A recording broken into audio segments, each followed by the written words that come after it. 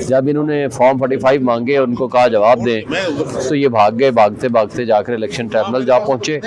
चूँकि सारा corrupt practices, सारी करप्शन रिटर्निंग ऑफिसर और इलेक्शन कमीशन और इन लोगों की मिली भगत से हुई है।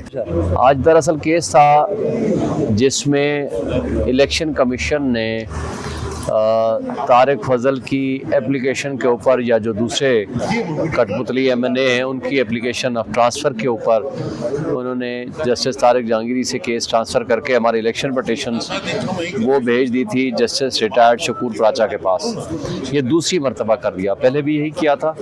जब इन्होंने फॉर्म 45 मांगे, उनको कहा जवाब दें, तो ये भाग गए। भागते भागते जाकर इलेक्शन ट्रिब्यूनल जा पहुँचे। चूँकि सारा करप्ट प्रैक्टिसेस, सारी करप्शन रिटर्निंग ऑफिसर और इलेक्शन कमीशन और इन लोगों की मिली भगत से हुई है, जिसमें तारिक फजल हो या बाकी लोग हों। अब इन लोगों को पता है कि जिस वक्त भी इम्पार्शल इंक्वायरी होगी तो ये सब कुछ खुल जाएगा। अब इन्होंने भागते हुए ये फैसला करा लिया पहले कि जनाब नहीं, इसके पास नहीं, अपने हेड पे जज शकूर प्राचा के पास भेज दिया जाए। फिर हमने यहाँ से उस ऑर्डर को चैलेंज किया, वो ख़त्म हुआ।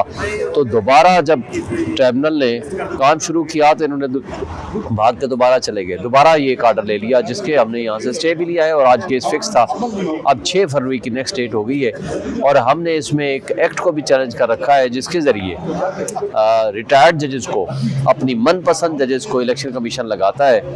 तो वो चूँकि पार्टी है, उनका क्लैश ऑफ इंटरेस्ट है, तो लिहाजा उसके एक्ट को भी हमने चैलेंज कर दिया है, जो कि ये सारे केसेस 6 फरवरी को दोबारा लगेंगे।